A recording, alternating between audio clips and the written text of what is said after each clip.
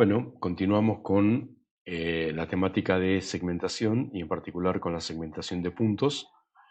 En este caso nos vamos a enfocar con algunos segmentadores específicos que están en la bibliografía, de los cuales hay uno que ha sido muy utilizado, que es el detector de esquinas de Harris, el Corner Detector, que básicamente lo que hace es tratar de darse cuenta en una imagen en qué caso un píxel se corresponde con no un borde, sino con una esquina, o sea, un lugar donde un borde termina y comienza otro borde con una orientación diferente.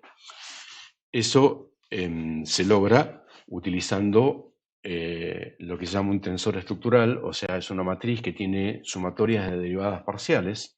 Es como que yo estoy trabajando, supongamos, con el gradiente por X, el gradiente por Y, y luego a esas derivadas parciales las sumo y obtengo una matriz de sumas de derivadas parciales que se denomina tensor, y ese tensor tiene valores específicos cuando estamos en el caso de una esquina, porque la esquina básicamente, desde un punto de vista diferencial, tiene derivadas direccionales con características diferentes.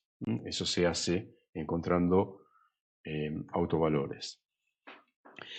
Pasamos a la segmentación de bordes o fronteras. La idea, bueno, ya sabemos, porque lo hemos estado viendo cuando trabajamos con convolución o con morfología. Podemos trabajar con los filtros de Pruitt o los filtros de Sobel, que nos encuentran resultados parecidos a los que tenemos acá cuando las imágenes son de muy buena calidad, como la que estamos mostrando. Luego hay un filtro muy específico que se usó hace un tiempo, que es el filtro de Roberts, que básicamente es como un filtro de Pruitt, pero 2x2. O sea, básicamente tiene en la diagonal principal valores positivos y en la diagonal secundaria valores negativos. Luego podemos trabajar con los bordes morfológicos, o sea, aplicar la diferencia entre el dilatado de la imagen menos la imagen original, o la diferencia entre la imagen original y el erosionado, o con el gradiente morfológico, etcétera, etcétera.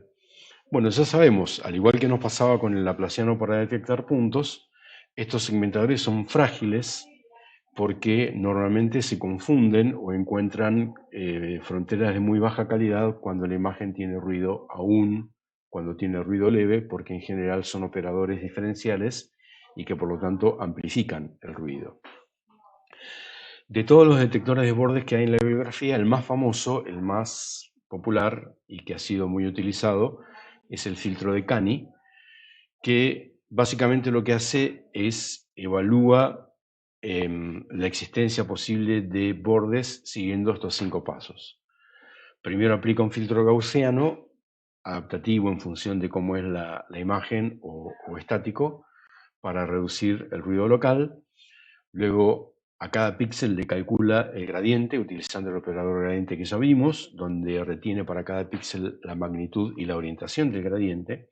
O sea, en cada píxel guardamos el delta X, delta Y, y con eso podemos encontrar la magnitud como la raíz de la sumatoria del cuadrado y el gradiente como el arco tangente del delta Y sobre el delta X.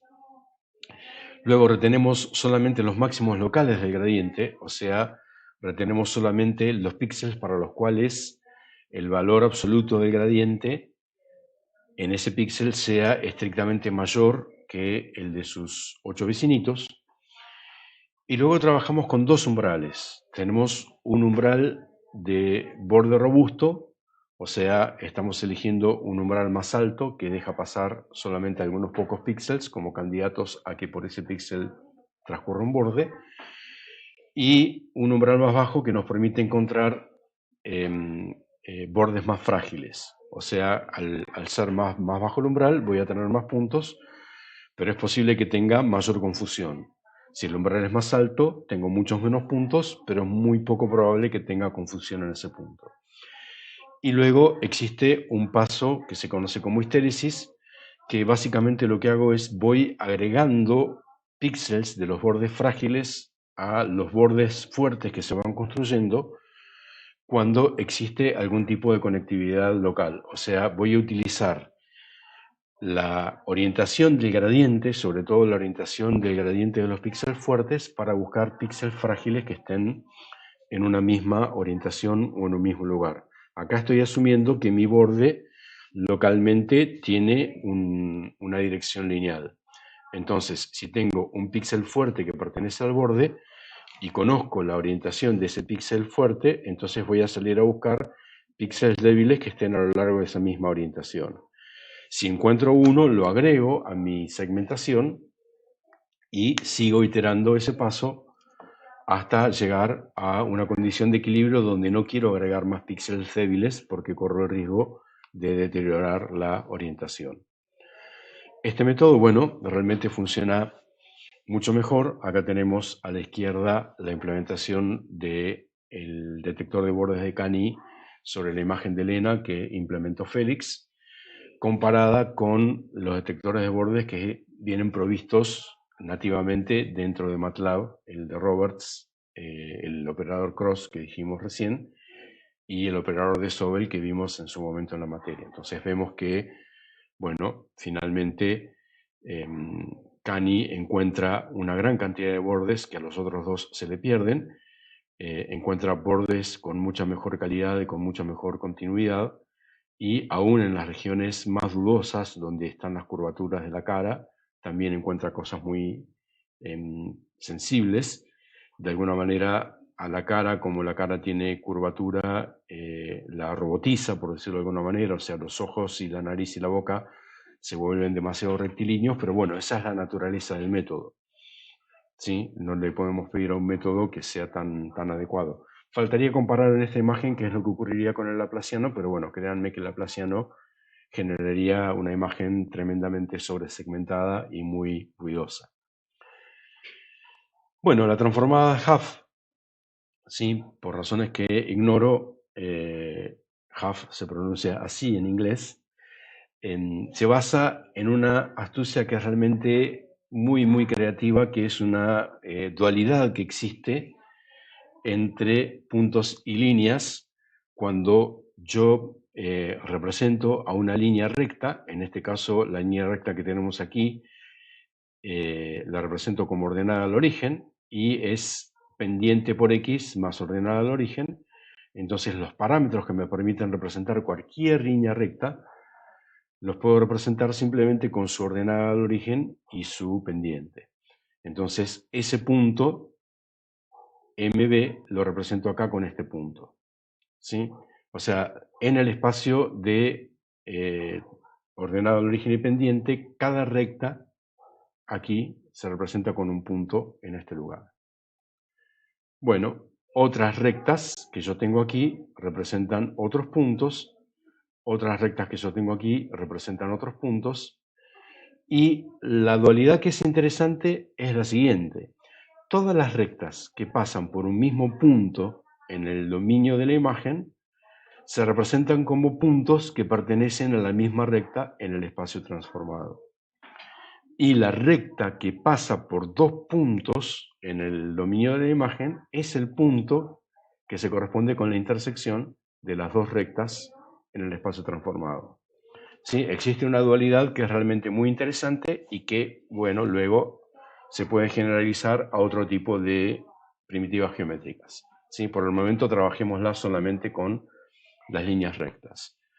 Entonces, lo que nosotros queremos hacer es un boosting de la imagen como está representado en este caso. O sea, queremos dotar, supongamos, a nuestro algoritmo de visión computacional, a nuestro autito de Google, para que maneje sin confundirse. Queremos darle a entender que estas líneas interrumpidas están representando un carril y por lo tanto queremos representar a ese carril con una primitiva geométrica que lo amplifique de alguna manera. ¿Cómo se hace esto? Bueno, lo primero que hacemos es, en la imagen original, encontramos puntos característicos que consideremos que sean adecuados para hacer el boosting de lo que estamos queriendo obtener. ¿Sí? Estos puntos característicos pueden ser, dependiendo de nuestra tarea, pueden ser los rincones de Harris, por ejemplo, pueden ser los puntos de surf, si lo que queremos hacer es afianzar algo que no necesariamente sabemos que tiene rincones. Bueno, va a depender del problema. La cuestión es que elegimos 100, 50, 20, dependiendo del problema, puntos característicos, y esos puntos característicos los representamos con rectas en el espacio transformado. El espacio transformado va a ser un espacio discreto, al igual que, que la imagen que tenemos. O sea, vamos a tener un espacio transformado que va a tener píxeles. Por lo tanto, no vamos a representar rectas, sino que vamos a binarizar esas rectas utilizando algún método de discretización de rectas, el DDA, el Bresenham, cosas que se ven en computación gráfica. Y por lo tanto, en el espacio transformado, cada píxel que tenemos acá va a prender una determinada cantidad de píxeles a lo largo de la discretización de la línea recta que le corresponde. A ese canvas yo lo voy a trabajar como un acumulador. O sea, básicamente lo voy a trabajar como un contador de visitas, de manera tal de que en el espacio transformado, cada vez que un píxel del espacio transformado fue visitado por 2 o más líneas rectas, eso va a contarme la cantidad de visitas. Finalmente, las 20, 50, 100 puntos que yo encontré en la imagen original, que se transformaron en 20, 50, 100 líneas rectas, me va a rayar el espacio transformado, y algunos de los puntos del espacio transformado van a tener una mayor cantidad de visitas y el resto va a tener una cantidad menor de visitas. Entonces, lo que voy a hacer va a ser elegir los puntos en el espacio transformado que tuvieron la mayor cantidad de visitas con una especie de umbral, y esos puntos le voy a aplicar la transformada half inversa y se van a transformar en rectas en la imagen original. Supongamos que en la imagen original que yo tenía acá, supongamos que tuve la suerte de encontrar un buen descriptor de píxeles, supongamos los rincones de Harris en cada una de las líneas interrumpidas. Eso me generó en la imagen transformada una cantidad de líneas, y en esa cantidad de líneas me quedé con las dos más visitadas, cuya transformada inversa fueron estas dos que están acá. ¿Sí? Esto, insisto, requiere una cantidad enorme de muñeca, por llamarlo de alguna manera, para que funcione bien, pero cuando funciona bien, funciona realmente muy bien y nos da un boosting sobre la imagen original que la robustece y la hace mucho más comprensible. Bueno, un temita relacionado con la transformada half es, tenemos el problema de que la pendiente en la transformada half no está acotada, porque yo puedo tener rectas verticales o casi verticales cuya pendiente se va a infinito o a menos infinito, y eso hace que el espacio transformado tenga algún tipo de problema de representación.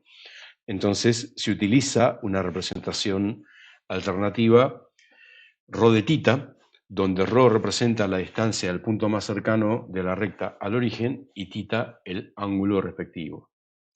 ¿Sí? O sea, en este caso, el punto 1 se representa con esta curva que me da el x por coseno de tita más y por el seno de tita. O sea, cuando yo represento a este punto 1, yo obtengo un ángulo, un vector ρ y un ángulo tita, y ese ρ tita, cuando estoy en el punto 0, es este valor que está acá. Y a medida que me voy moviendo, voy obteniendo esta diferente representación que tengo acá.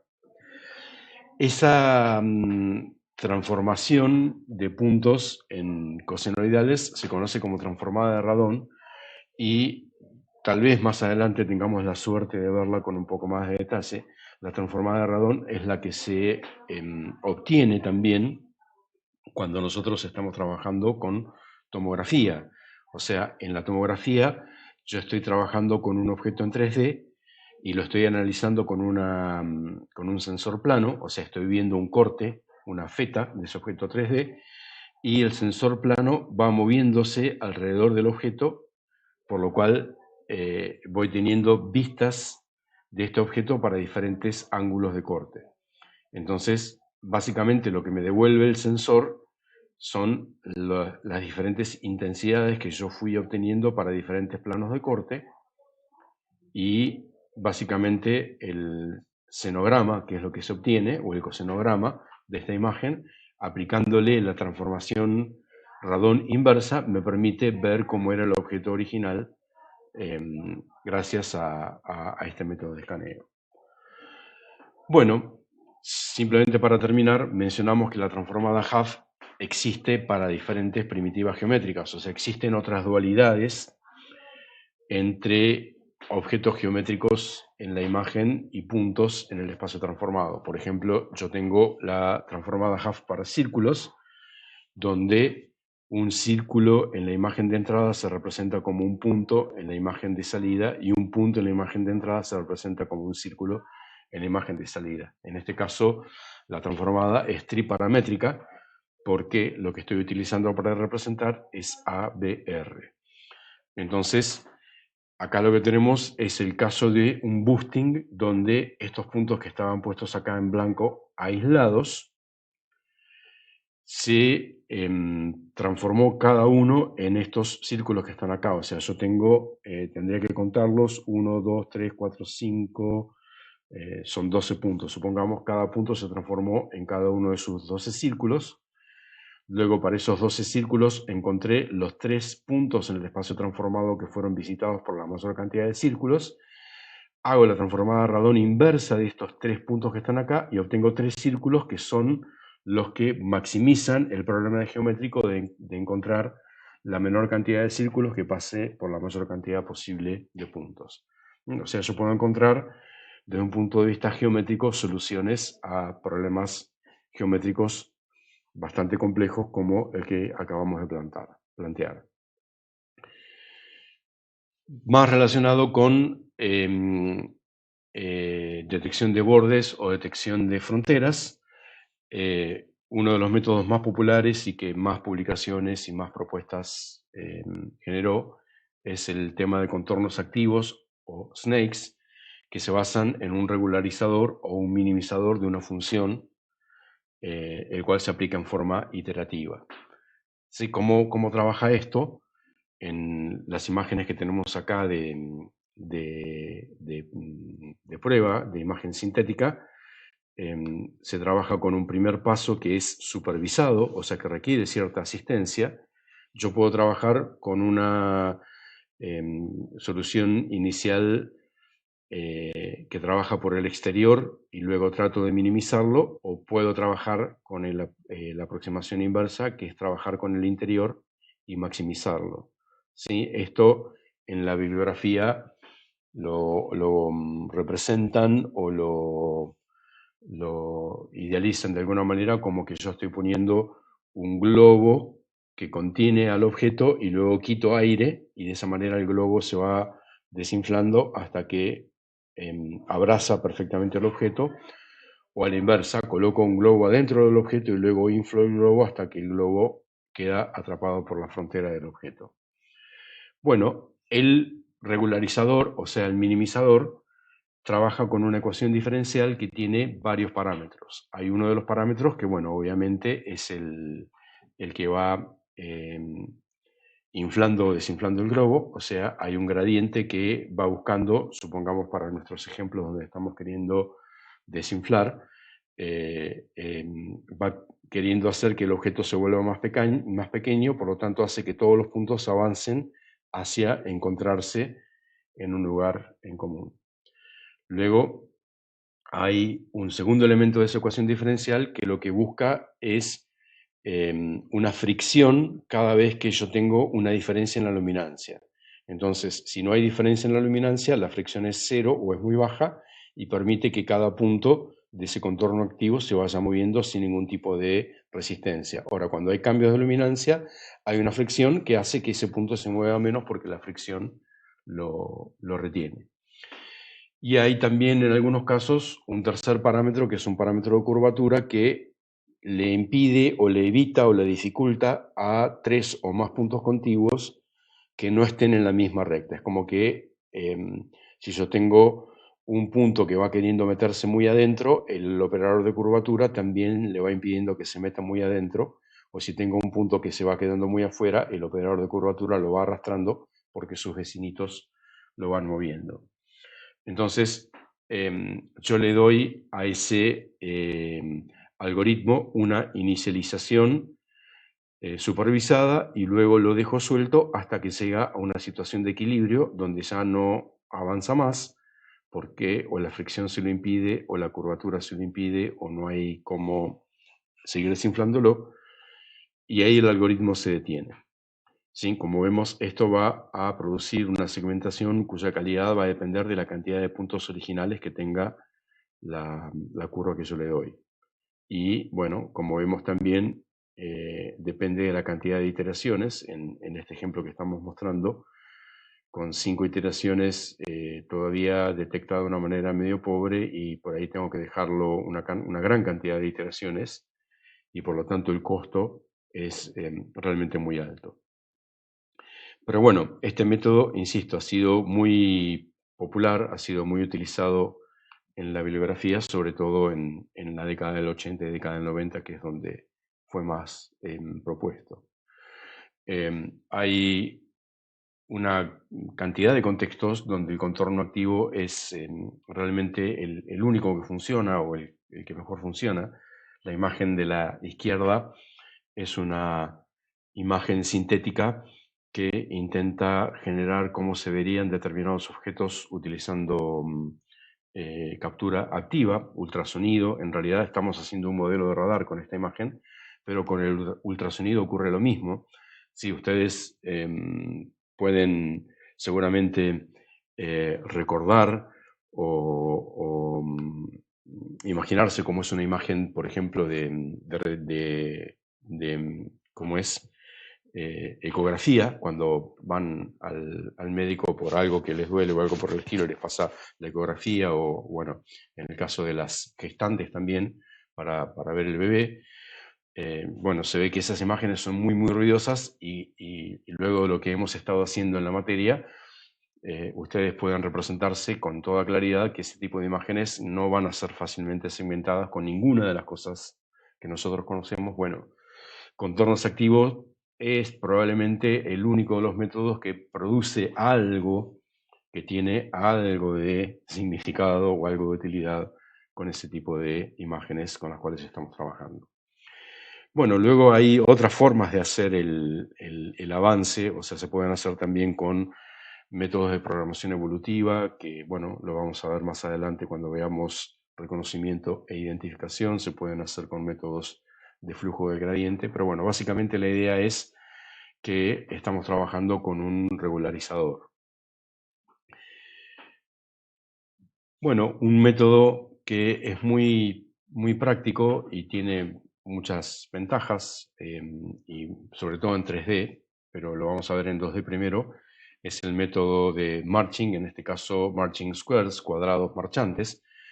Básicamente, yo acá me estoy representando a una imagen como un grafo donde cada píxel es un nodo y cada arco es la conectividad entre esos píxeles. Y estoy considerando la conectividad entre los 4 vecinos. O sea, este 0 acá representa el píxel de la izquierda arriba, este representa el píxel que está al lado, etcétera, etcétera. Y el contenido de cada nodo es la luminancia de ese píxel. Supongamos en este caso luminancias que están entre 0 y 10, representando con 0 el blanco y con 10 el negro.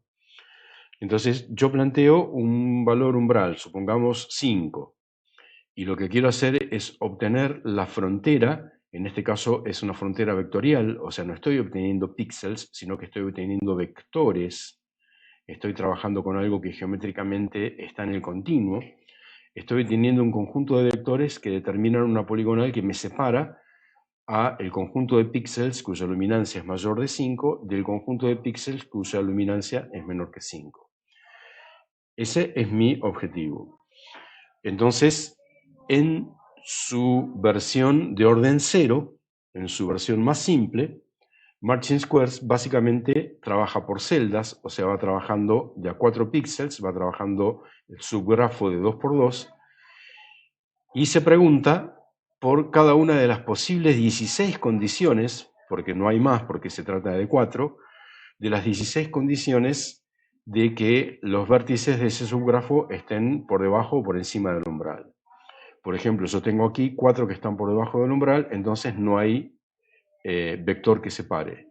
Acá tengo 4 que están todas por encima del umbral, entonces tampoco hay vector que separe. Luego tengo 3 y 1, 3 y 1, 3 y 1, 3 y 1. Tengo 1 y 3, 1 y 3, 1 y 3, 1 y 3. O sea, tengo 8 casos donde la separación es una pequeña rebanada de forma triangular, donde hay un vértice que está siendo rebanado y los otros 3 vértices forman parte de la estructura. Luego tengo 2 y 2, 2 y 2, 2 y 2 y 2 y 2. O sea, tengo 4 posibilidades donde tengo 2 vértices que comparten una arista y otros 2 vértices que comparten la otra arista. ¿Sí? O sea, si vamos contando la cantidad de posibilidades, tenemos 2 casos donde no hay arista porque los 4 están por encima o los 4 están por abajo. Tengo 8 casos donde tengo 1 y 3 o 3 y 1. Tengo 4 casos donde tengo 2 y 2. Ya con eso completé 14 de los 16 posibles casos. Me queda un único caso que es, tengo 2 y 2 pero opuestos por la diagonal, en cuyo caso no tengo certeza, no sé si la separación tiene que ser con las aristas negras o con las aristas rojas. ¿Sí? Ese caso es ambiguo. Pero bueno, yo puedo elegir, en el caso ambiguo, si surge, si aparece, puedo elegir alguna de las dos posibles vectorizaciones y ver qué es lo que ocurre. Fíjense que yo lo que estoy haciendo es una cosa muy sencilla. Me paro acá, veo que los 4 son iguales, entonces no pongo nada. Luego voy a la celda al lado, veo que tengo 3 y 1, entonces coloco el trocito de triángulo que corresponde. Estoy en este caso. Vengo aquí, estoy en este caso, entonces coloco este vectorcito. Vengo aquí, estoy en este caso, entonces coloco este vectorcito y así me voy moviendo celda por celda y voy a ese diccionario de 16 posibles casos y voy poniendo el vectorcito que corresponde y obtengo una vectorización del interior del objeto realmente muy rápido. Bueno, hay una versión de primer orden que me da una vectorización de un poco de mejor calidad, que básicamente lo que tiene en cuenta es una información que en principio el orden cero no tiene en cuenta, que es, bueno, yo sé que las luminancias están por debajo o por encima del umbral, pero cuán por debajo y cuán por encima del umbral están. Entonces, por ejemplo, este punto que está aquí, que yo en el orden cero lo había colocado a mitad de camino en mi vectorización, ahora me doy cuenta que el 1 está muy por debajo del umbral, mientras que el 6 está muy cerca del umbral. Entonces, aplicando una interpolación lineal, correspondería que ese punto esté un poquitito más cerca del punto 6 que del punto 1. Y bueno, en este caso yo tengo que el 8 y el 3 están a igual de distancia del umbral, que sería 5. Bueno, en realidad el 3 está un poquitito más cerca, el 8 un poco más lejos, entonces el punto no está tan desplazado. Y así voy haciendo una interpolación lineal en cada una de las aristas y voy uniendo con rectas que pasan por esos puntos que he encontrado y obtengo una vectorización que es un poco más fiel porque está teniendo en cuenta las luminancias. Luego, si fuese necesario, podría tener segundo orden y en vez de utilizar una poligonal, utilizar curvaturas. Pero bueno, esto en general no se utiliza, no es necesario. ¿Sí? Es un método que es realmente muy rápido y muy fácil de implementar y funciona muy adecuada. Bueno, otro método que también se utiliza es utilizar algoritmos de la geometría computacional o algoritmos que ya están utilizados para otro tipo de contextos, para aquellos que hayan hecho alguna materia de algoritmos y estructuras de datos, por ejemplo el algoritmo de Dijkstra, que encuentra caminos mínimos en grafos. Sí, o sea, yo estoy utilizando como commodity algún tipo de método o algún tipo de algoritmo que proviene de otro contexto. En este caso, lo que nosotros estamos haciendo es plantearnos a una frontera que va, supongamos, del punto verde al punto rojo, como un camino entre diferentes vértices donde la orientación de cada vértice está dada por el operador gradiente que nosotros ya vimos.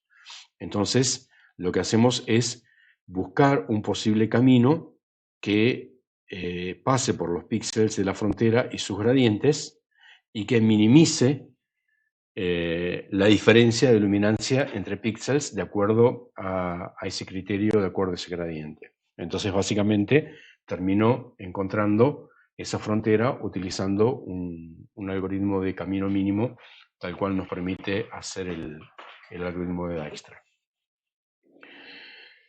Bueno, ya finalizando, la transformada de Watershed es una transformada que hemos visto en morfología y también nos sirve para separar regiones. Simplemente lo que hace es encontrar mínimos locales y luego ir viendo dónde está la frontera que separa las cuencas de dos mínimos locales, o sea, en qué lugar ocurren puntos silla que hacia un lado y hacia otro se mueven en mínimos y en la dirección perpendicular a esa se mueven hacia máximos. Esas serían las fronteras de la transformada de Watershed. Bueno, y el último tema que vamos a ver es la segmentación de regiones. La segmentación de regiones todavía sigue siendo un tema de estudio bastante complejo y que en este momento ha sido exitosamente atacado y resuelto por el aprendizaje profundo, por el Deep Learning. Nosotros no nos vamos a meter todavía con Deep Learning, lo veremos cuando veamos identificación.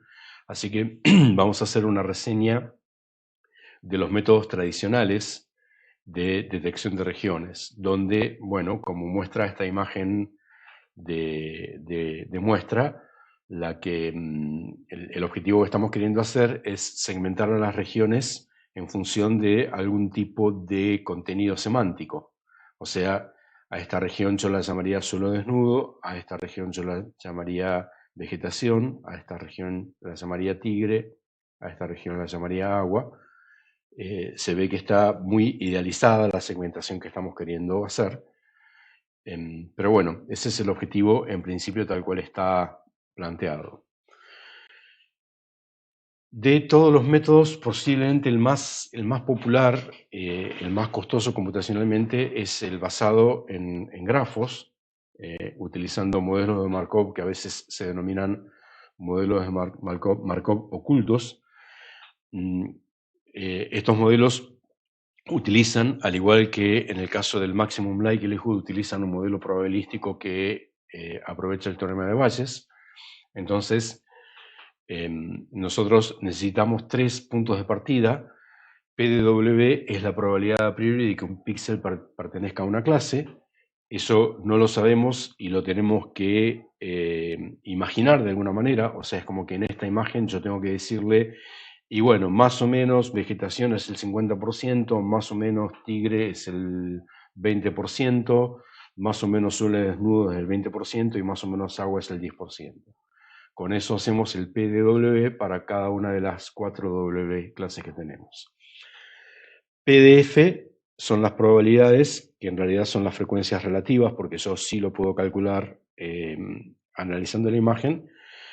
Es la probabilidad que un píxel tenga un determinado atributo. Por ejemplo, supongamos que en este caso la segmentación la queremos hacer por color. Entonces, usamos un espacio cromático adecuado, supongamos Y y Q, y supongamos que nos quedamos solamente con el Y de la imagen, con el I de la imagen, perdón. Entonces, simplemente lo que hago es analizo cómo son las distribuciones de las diferentes I de los píxeles de esta imagen y con eso alimento esta función probabilística.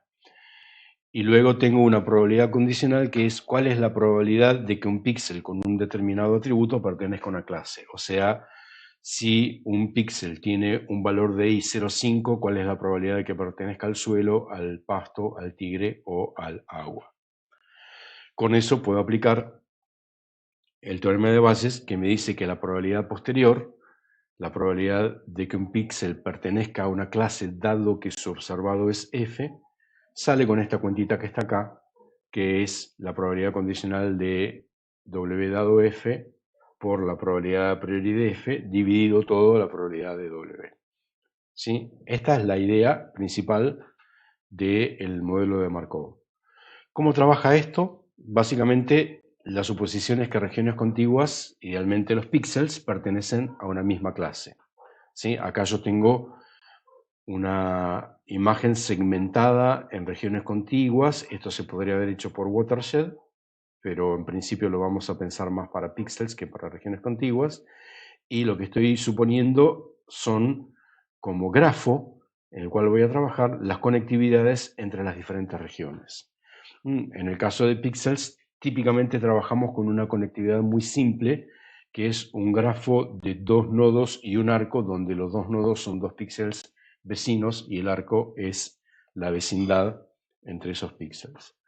¿Cómo trabaja este modelo? El modelo trabaja con una energía latente que es cada vez que dos regiones contiguas pertenecen a clases diferentes, eso genera una determinada cantidad de energía. Y lo que yo quiero hacer es minimizar esa energía. Y luego puedo tener que esa energía latente también sea computada en función de cuáles son las clases que pertenecen los diferentes píxeles. O sea, obviamente, si los píxeles vecinos pertenecen a la misma clase, la energía latente es cero, pero si pertenecen a clases diferentes, cada par de clases puede tener una energía latente diferente. O sea, es como que yo dijese en esta imagen, la energía latente de suelo desnudo con vegetación es menor que, por ejemplo, la de suelo desnudo con tigre o la de tigre con agua, porque, bueno, considero que es más probable o es menos improbable o es menos ridículo que haya vecindades entre suelo desnudo y vegetación que en cualquiera de los otros casos. Todo esto, como estamos diciendo, requiere una asistencia muy grande. O sea, recordemos esa cuestión que decimos con tanta insistencia, que esto requiere mucho tuneo y por eso es que el procesamiento de imágenes y la visión computacional todavía están lejos de ser algo commodity que yo lo instalo en un proceso en forma nativa y sale andando sin ningún tipo de inconveniente.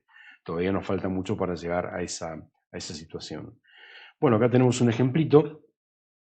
Suponemos al principio, esto es algo que también es parámetro del modelo, yo podría tener alguna forma de inferir la cantidad de clases, o simplemente digo, binarizame la imagen de la izquierda en 4 clases, donde cada clase representa un diferente nivel de gris. Yo le podría haber dado 5 o le podría haber dado 3 y habría que ver qué es lo que hubiese ocurrido con el algoritmo en ese caso. Pero yo le dije 4. Entonces, lo que primero se hizo fue asignarle a cada píxel una de esas 4 clases en función de la luminancia del píxel. ¿Sí? Como ya sabemos, si bien nuestros ojos detectan las cuadrículas, etcétera, etcétera, esas luminancias muy raramente pertenecen por las cuestiones que ya sabemos. Entonces, básicamente yo le asigno al modelo una energía que depende de la cantidad de dobletes que yo tengo que tienen vecinos con clase diferente, y luego minimizo esa energía reasignando la asignación utilizando cualquiera de los métodos, por ejemplo, descenso por el gradiente. ¿Cómo trabajaría descenso por el gradiente? Y bueno, cada píxel ve localmente la energía que tiene en función de sus 4 vecinitos y se reasigna a una clase que minimice esa energía en función de lo que va ocurriendo. Esto yo lo tengo que hacer en paralelo, o sea, tengo que hacer que cada píxel reasigne su energía en función de la energía de sus vecinos, mientras los píxeles que están al lado también van reasignando la energía con los píxeles de sus vecinos. Este es un poco el defecto del método, porque este tipo de cómputos realmente involucran una cantidad enorme de recursos computacionales. Pero luego finalmente llega un punto de equilibrio que es el que tenemos acá, donde básicamente tenemos una segmentación de regiones que, bueno, parece ser bastante adecuada. O sea, tiene sus pequeños defectos en algún lado, pero cumple bastante bien con el efecto que se está buscando. Bueno, todo lo que tiene que ver con segmentación de regiones entra dentro del territorio de la caracterización de texturas, que es un territorio enorme, muy poco visitado y que utiliza artillería computacional casi tan compleja como la del método de Markov que vimos recién. Acá tenemos un ejemplo típico de una textura, mejor dicho, de una imagen sintética hecha con 5 texturas y cómo estas se ven en el espacio L asterisco, U asterisco, B asterisco, y esto nos muestra lo difícil que sería segmentarlas aún haciendo un split de los diferentes colores. Estas imágenes sintéticas están sacadas, están hechas en base a catálogos de texturas, de las cuales el más conocido y el más famoso es el catálogo de Brodats, y de alguna manera, simplemente para decir algo respecto de esto, podríamos decir que podríamos pensar que los métodos que trabajan para detectar texturas utilizan alguna variante de Fourier, por ejemplo, de espacios transformados. ¿Eso cómo trabajaría? Trabajaría analizando cada píxel por una ventana deslizante. Dentro de esa ventana deslizante, hacer una mini transformada de Fourier o una mini transformada de coseno o alguna de esas, y luego ver cuáles son los features de esa transformada que sean lo más representativos posibles.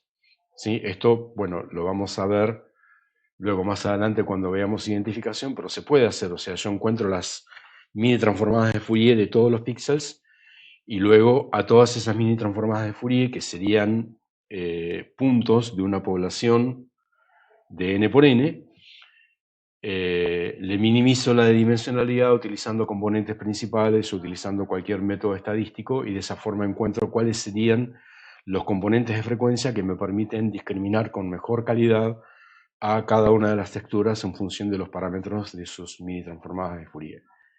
Esto, como ustedes se pueden representar, es computacionalmente costosísimo, ¿sí? Se puede hacer, no vamos a decir que funciona mal, porque funciona bien, pero es costosísimo. Bueno, por eso es que hay otro tipo de métodos. Uno puede trabajar con modelos estadísticos como el que vimos recién. El modelo de Markov que vimos recién es uno de tantos modelos estadísticos. ¿Cuáles serían otras posibles intervenciones? Y cuestionar que la normal sea la distribución de referencia. Yo podría trabajar, por ejemplo, con distribución de Poisson, que es muy utilizada también en procesamiento de imágenes, o podría trabajar con distribuciones uniformes, porque como ya sabemos, hay mucha gente que dice que las distribuciones de los píxeles no siguen ninguna característica normal, sino que están estadísticamente distribuidos en forma isotrópica, etcétera, etcétera. Bueno, la transformada de Gabor vamos a verla un poquitito mejor ahora, aunque ya la anticipamos cuando hablamos de visión computacional, de visión humana. La caracterización de Haralick, que es muy utilizada en imágenes médicas, y la caracterización por medio de fractales, de la cual no vamos a hablar ahora porque vamos a tener una clasecita aparte. Bueno, ¿cómo trabaja la transformada de Gabor? La transformada de Gabor lo que hace es representar la textura con cuantos que están parametrizados por 3 parámetros que son orientación, posición y frecuencia. ¿Sí? Cada cuanto de textura es, digamos como los tenemos representados acá, es el coseno de orientación por frecuencia multiplicado por e a la posición por frecuencia. ¿Sí? Acá lo que tenemos son diferentes orientaciones, moviéndonos de izquierda a derecha, y moviéndonos de arriba para abajo, lo que tenemos son diferentes frecuencias. O sea, con menos frecuencia, el quantum de textura es más grande, y con más frecuencia, el quantum de textura es más pequeño. Entonces, básicamente lo que hace la transformada de Gabor es, va recorriendo a la imagen por ventanas deslizantes, y a cada píxel le asigna un cuanto de textura en función de a cuál de este catálogo, la subimagen que estamos analizando se parece más. ¿Sí? Insisto, acá estamos representando solamente frecuencia y orientación, nos estaría faltando posición, pero bueno, no podemos representar los tres parámetros en un catálogo, en una base. Pero básicamente esto trabaja como una base. Esto es muy interesante porque, bueno, luego hacemos lo mismo, o sea, luego tenemos estas texturas, analizamos los píxeles de estas texturas con la transformada de Gabor y luego clusterizamos los tres parámetros de la transformada de Gabor a los clústeres más frecuentes y luego representamos a cada uno de esos clústeres con un diferente nivel de gris y vemos que nos está segmentando de una manera bastante adecuada. ¿Cómo se hace ese clustering? Bueno, también lo veremos en la parte de identificación y reconocimiento de imágenes. Pero básicamente lo que estamos diciendo, simplemente para cerrar esta parte de lo que estamos viendo es, tomamos la imagen, la vamos analizando ventana por ventana. Para cada ventana buscamos en el catálogo de Gabor cuáles son los tres parámetros que mejor representan como textura de Gabor a esa subimagen. Luego hacemos un estadístico de cómo están distribuidos los parámetros en tripletes y luego lo que hacemos es algo parecido a lo que era la cuantización, por ejemplo, por la media que vimos cuando hicimos cuantización de color o algún otro método. Agrupamos a todos los píxeles en función de grupos que tengan parámetros de la transformada de Gabor parecidos. Bueno, ya para terminar con esta parte de la materia, vemos de qué se tratan los característicos de Haralick. Lo primero que hace Haralick es establecer una matriz de coocurrencia de n por n, donde n es la cantidad de niveles de gris que nosotros queremos caracterizar para cada orientación. Por ejemplo, en este caso estamos trabajando con la orientación de izquierda a derecha, entonces simplemente lo que hacemos es, por ejemplo, en este caso estamos viendo que hay 2 veces que un píxel con nivel de gris 3 transicionó yendo de izquierda a derecha a un píxel con nivel de gris 2. ¿Sí? En esta matriz de coocurrencia, las filas representan el píxel de la izquierda, las columnas representan el píxel de la derecha. Entonces yo analizo la imagen, en este caso cuantizada a 3 niveles de gris, y me fijo, por ejemplo, hubo 1, 2, 3 veces que el píxel con nivel de gris 1 transicionó a nivel de gris 1. Mientras que hubo 2 veces que el píxel con nivel de gris 1 transicionó a nivel de gris 2. Y no hubo ninguna donde el píxel nivel 1 fue a 0. Bueno, con eso obtengo mi matriz de coocurrencia y luego puedo hacer una normalización de mi matriz de coocurrencia llevándola a probabilidades. Finalmente, Haralick plantea una serie de análisis característicos de estas matrices de coocurrencia. Qué energía tiene, qué entropía tiene, qué contraste tiene, cómo son los momentos angulares, la correlación, etcétera, etcétera. Y sobre eso me da para cada zona de la imagen un característico que es los 14 descriptores de las matrices de concurrencia de la matriz de Haralick. Esto, bueno, obviamente son cosas computacionalmente muy costosas, pero que generan resultados que son bastante adecuados. Sobre todo, como habíamos puesto el ejemplo de las ecografías, en imágenes médicas hay una cantidad gigantesca de problemas de análisis de texturas, porque básicamente la segmentación en imágenes médicas es la identificación de los órganos en las imágenes médicas, y estas identificaciones siempre son difíciles, siempre requieren mucha intervención humana. Siempre la intervención humana es problemática y por lo tanto tener métodos computacionales robustos y no asistidos es un problema bastante útil y adecuado. Bueno, como actividad práctica, para esta parte de la materia, algunas cosas muy sencillas, un pequeño ejercicio de segmentación de píxeles, un pequeño ejercicio de segmentación de bordes y un pequeño ejercicio de segmentación de regiones. Entonces, para el primero, supongamos que tenemos imágenes a nivel de gris, lo que queremos hacer es binarizarlas con 3 métodos y comparar los resultados de esos 3 métodos. En el primer método, simplemente lo que hacemos es binarizar de manera tal de que luego de la binarización la mitad de los píxeles quedó negra y la otra mitad quedó blanca. En la segunda, lo que queremos hacer es hacer un histograma de la imagen, encontrar las modas de claro y oscuro y binarizar por umbral de distancia mínima. Y en la tercera encontramos el umbral de Otsu según la ecuación que vimos en la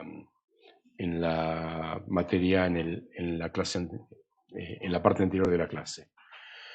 Bueno, como segmentación de bordes, queremos que para la imagen A y la imagen A que está abajo, lo que queremos es que encuentren el borde entre las 3 regiones utilizando el laplaciano que ya utilizamos en convolución, el borde morfológico que vimos en morfología y que lo hagan utilizando margin squares con un umbral adecuado. O sea, acá seguramente van a necesitar 2 umbrales, el umbral entre negro y gris y el umbral entre gris y blanco. Y finalmente para la imagen B o imágenes, yo les puse una imagen A y una imagen B, pero para que tengan de referencia pueden utilizar otras.